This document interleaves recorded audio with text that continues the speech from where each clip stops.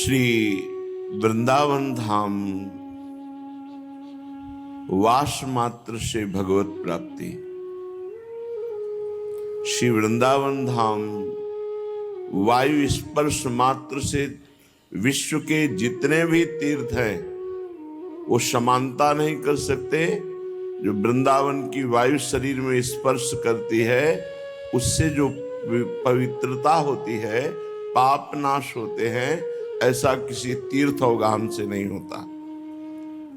ये बड़ा दुर्लभ है।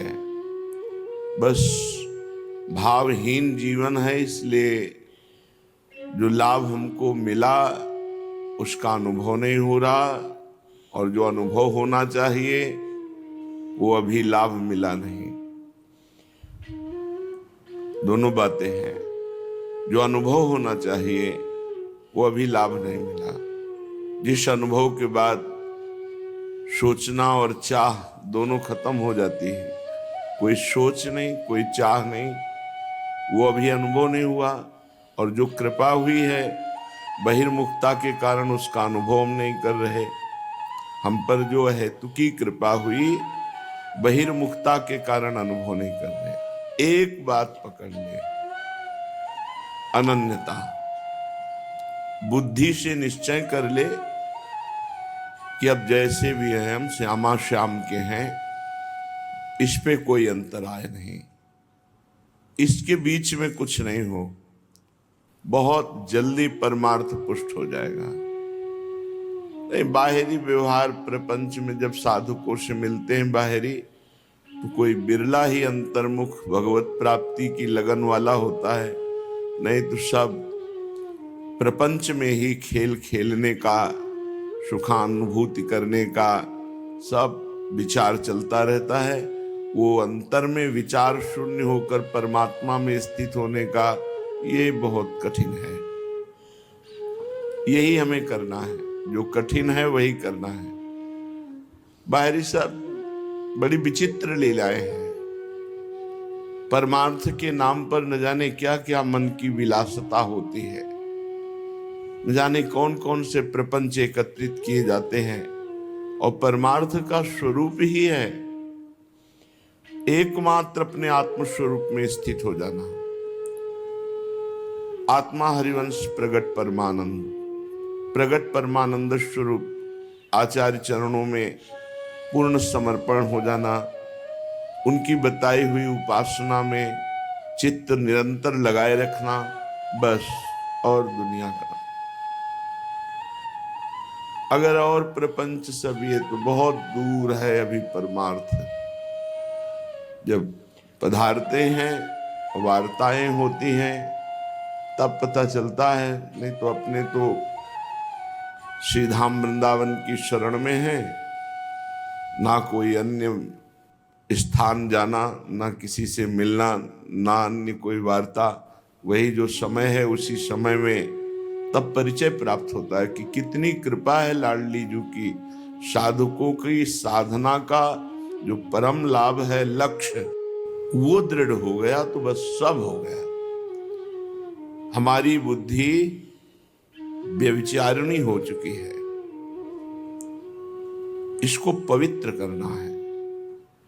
अव्यभिचारिणी, व्यभिचारिणी किससे होती है? भोगेश्वरी प्रसक्ता नाम तया प्रहत चेतसाम। जो भोग और ऐश्वर्य में रत बुद्धि है, अपरीत हो चुकी है, ये निश्चय कर रही कि इसी में सुख है, वो व्यभिचारिणी बुद्धि है। जो एकमात्र परमात्मा में स्थित होने के लिए व्याकुल है, वो पतिव्रता की तरह परम पवित्र बुद्धि है, परम पवित्र बुद्धि है। जब तक प्रभु के लिए समर्पण की वृत्ति बुद्धि में नहीं आती, तब तक वो व्यभिचारिणी बुद्धि कभी भी धोखा दे सकती है। जैसे व्यभिचारिणी स्त्री का विश्वास नहीं, कब वो विश्वासघात कर दे, कब वो दगा दे दे, ऐसे ही जो हमारी बुद्धि है अभी व्यभिचारिणी है। कभी ये विषय, कभी ये विषय, कभी ये विषय, कभी ये विषय।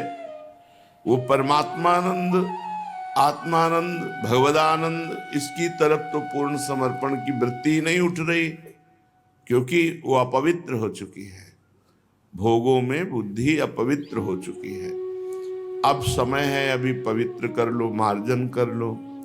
बुद्धि का मार्जन है जब एक निश्चय हो जाए, परमात्मा के सिवा ना कुछ था, ना है, न रहेगा, और उसी की अनुभूति करनी है, तब मानी जाएगी कि आपकी बुद्धि पवित्र है।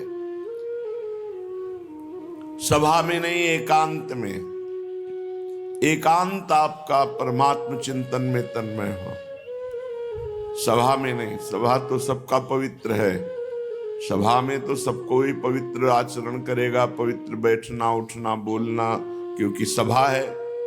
एकांत आपका कितना पवित्र है, एकांत में आप कितना चिंतन विषय करते हैं या कितना चिंतन परमात्मा का, ये खास बात आपको अपने अंदर देखनी है।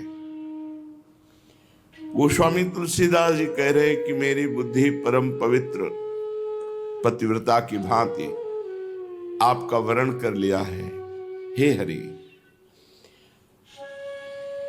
अब अन्य आश्रय इसमें नहीं है। ये साधक देखता है कि हमारी बुद्धि अन्य आश्रय लिए है या नहीं लिए, इसे दूसरा कोई प्रमाणित थोड़ी करेगा, आपका हृदय प्रमाणित करेगा। आप खुद प्रमाण है कि आपकी बुद्धि विषय अभिलाषा युक्त है या विषय अभिलाषा शून्य है। ये जो प्रेम लक्षणा भक्ति है, इसके लिए पूर्ण पातिव्रत धर्म से युक्त बुद्धि चाहिए। हरि गुरु के चरणों में समर्पित, अन्य आश्रय, अन्य अभिलाषा, अन्य कामना, ये शून्य, बिल्कुल शून्य। कोई कामना नहीं, कोई अभिलाषा नहीं, कोई अन्य आशा नहीं, एकमात्र परमात्मा आशा, परमात्मा अभिलाषा, परमात्मा अनुभूति, बुद्धि शुद्ध। ये शुद्ध बुद्धि का लक्षण है। गोस्वामी जी कह रहे हैं कि प्रभु आप तो सबके हृदय की जानने वाले हैं, अंतर्यामी हैं। नाथ नीके कै जानिबी ठीक जन जी की, ठीक जन जी की। अपने जन के हृदय की ठीक बात आप समझते हैं, तो आप जान लीजिए, हे नाथ, आप नीके के जानिबे ठीक जन जी की। आप अच्छी तरह से ठीक ठीक जानते हैं अपने जनों के, अपने भक्तों के हृदय की बात को।